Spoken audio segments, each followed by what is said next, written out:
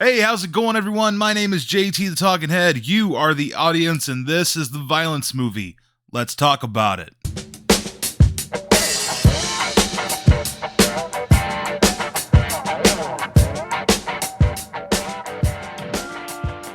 So, if you saw my last video, I got my hands on a copy of the Violence Movie. This is from 1988. It's a film that's shot on VHS. It's got an approximate runtime of about 35 minutes.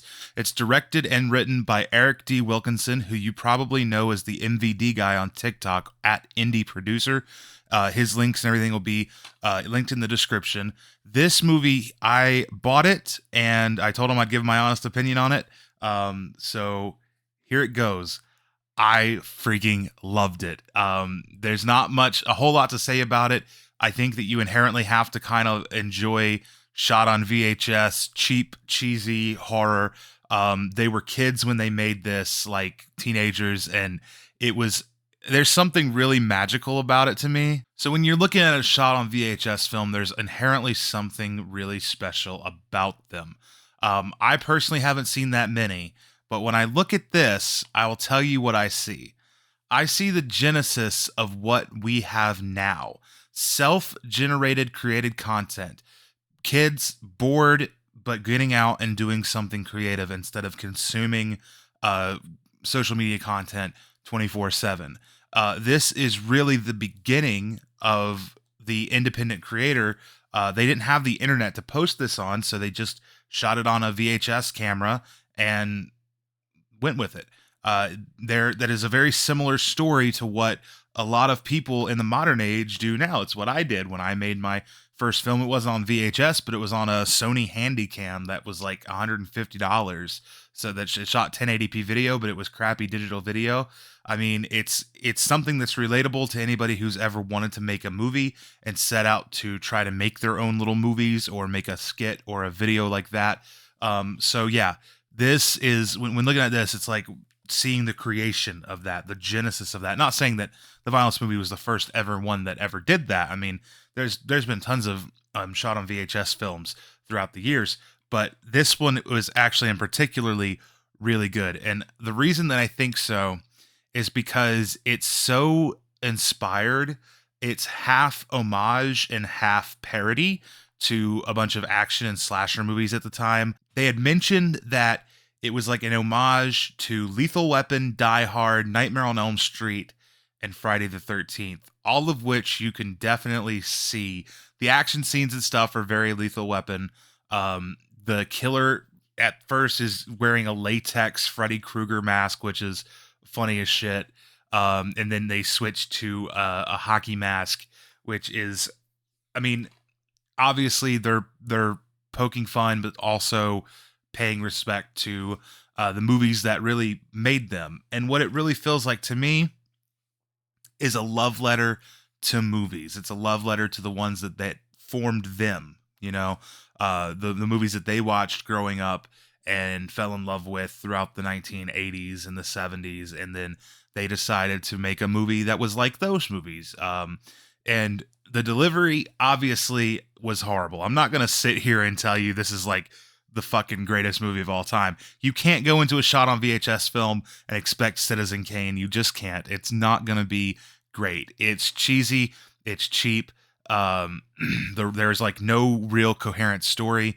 And it's very short. Essentially what I would put it as is, so if you're watching Friday the 13th, right? You have Friday the 13th and you have all these camp counselors, and then Jason Voorhees picks them off one by one, right? And then each counselor typically gets a scene where they're either off unexpected, like off doing something, having sex, doing drugs, skinny dipping, whatever, and unexpectedly they get the close up and Jason kills them. And then you got your final girl scene where it's a whole cat and mouse game for like usually 15-20 minutes. The last surviving girl, or sometimes guy, but in horror slashers it's more often a girl, is running through the woods, running through cabins, trying to hide, trying to fight back, what have you, from the killer. And that is essentially what the Violence Movie is that last final girl scene. It's really fun. It's just a really fun ride. Again, I can't express how cheesy and cheap it was. Like, they had a $50 budget for the first movie and $100 budget for the second movie. So you can only expect so much, but they actually had like some decent practical effects, surprisingly. They used a lot of blood, a lot of they had like a fake prop knife that like when you stuck it in, like it like went into the handle and stuff. And there's this one scene in the first movie where Joey gets his hand cut off and it's still wiggling, and they actually had like this like robotic Halloween decoration type hand that had a cord, and like you could clearly see the cord coming out of like when the killer was holding it, and it's just really fun. One of my favorite scenes was in the first movie. They're fighting and the killer gets his head cut off and Joey runs back to the house to call the police, and then the killer gets up with no head. He picks his head up, which is still in this Freddy Krueger latex mask. Like they stuffed like a t-shirt or something into this latex mask to fill it out to make it a head.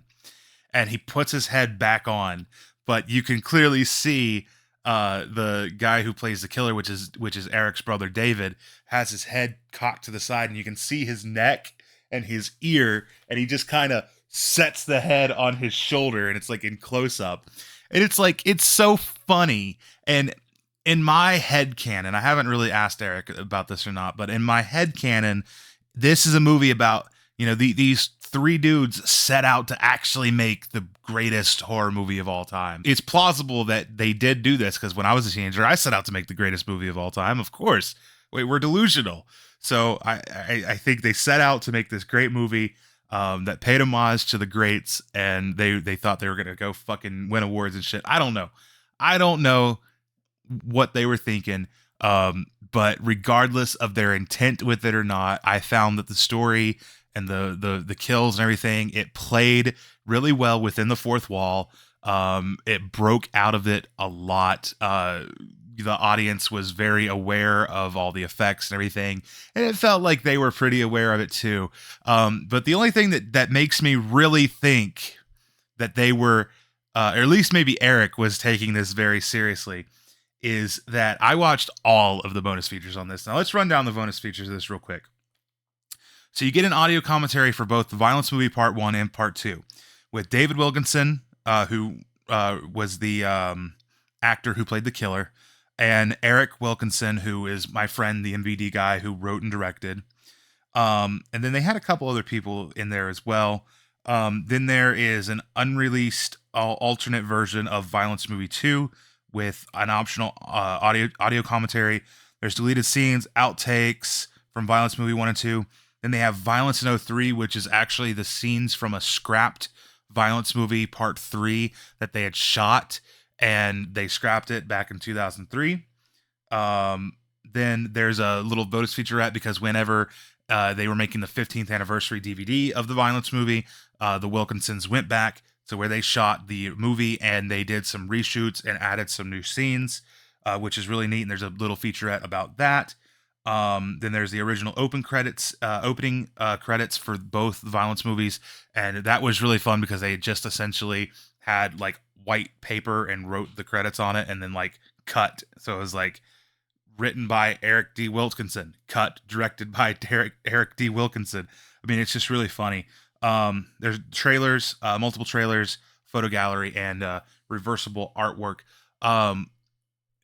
This thing for a 35-minute film, which is actually 2 films on DVD, is super fun, and it's loaded down with bonus features.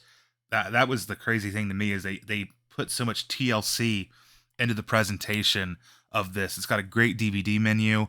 It's got amazing bonus features, and it's really fun. And I had one suggestion to anybody, especially, and now I know listening to commentaries on movies is not for everybody. Usually listening to commentaries is not for me. I'm not the kind of person that can watch a movie and then immediately go and rewatch the same movie with an audio commentary. I just don't, I can't do it. It's too much of a time investment for me to do that right off the bat. So that's why in my reviews, typically I kind of just gloss over commentaries. I'll mention that they're there, but I don't talk about them. I did listen to these because, I mean, the whole presentation is only 35 minutes between both movies. So I did listen to the commentaries, and I listened to the commentary on the scrapped Violence Movie 03. And I highly recommend you guys listen to him because it's just a few guys kicking back, drinking beers, reminiscing about the past and talking about this stuff.